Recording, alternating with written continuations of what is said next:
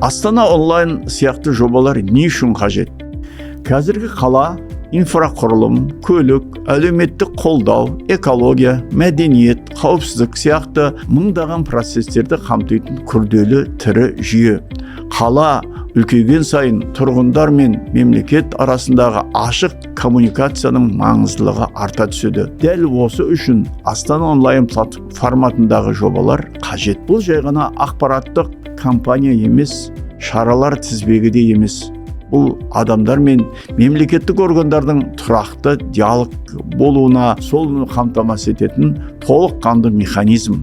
Кездесулер, подкасттар, консультациялар, талқылаулар, пікірталастар, онлайн платформалар мен аналитикалық материалдар арқылы біз әр тұрғын сұрақ қоя алатын, ұсыныс енгізе алатын, жауап ала алатын орта қалыптастырудамыз. Жоба аясында 500-ден астам консультация, ондаған тренингтер, диалог алаңдары мен кездесулер өткізілді. Мыңдаған адам ақпарат, қолдау және өз мәселелерінің шешімін алды. Ең маңыздысы, адамдар өз пікірінің ескерілетінін және кері байланыстың шынымен де жұмыс істейтінін көрді. Астана онлайн сияқты жобалар ашық басқару мәдениетін қалыптастырады.